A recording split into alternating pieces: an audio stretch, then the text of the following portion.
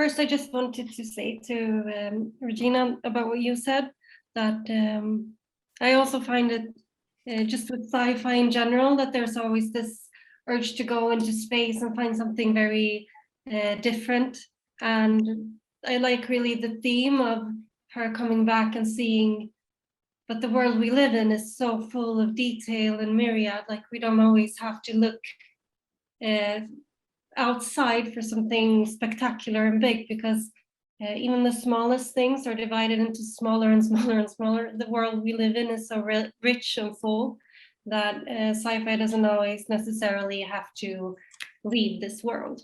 I think a big thing for me in my work is being very open to that, very open to listening and leaving myself behind and trying to go into their mind and see, like, why is this painful for you? Maybe for at first glance it doesn't make sense, but like really trying to understand. And that I think helps me when I write, because I guess because I'm quite open to pain and like finding meaning in things, and maybe not like in the way, oh, this bad thing happened to you, but it's all for the best. Not that type of meaning, but just seeing like life is pain and joy and all kinds of things. And I can accept that and listen to that and take that in without trying to shield myself from it. And that I think helps me dig quite deep. I usually don't do extreme amounts of research. I haven't always planned to write science fiction. It sort of happened that way with my novels. I think in general, I find like a topic that I want to understand. Like with my first novel, The Young Hare, I wanted to really understand, like, what is consciousness?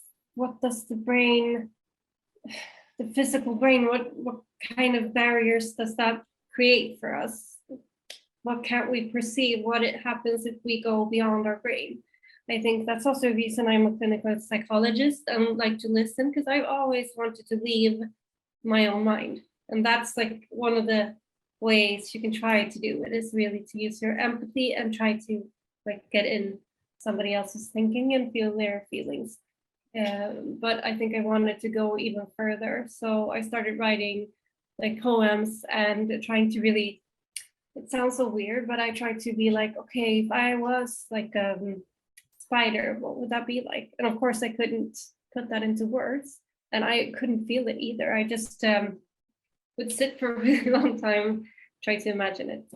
And then I wrote sort of the afterwards what I think that might be like. And to me, it sort of felt like it grew my brain.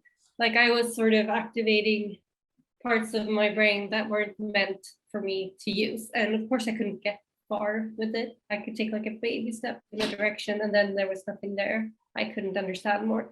But it was also quite a cool experience of feeling really the boundaries of my brain. Like this is something you cannot imagine. And that's part of the reason why I wrote The Young Hare in the way that I did.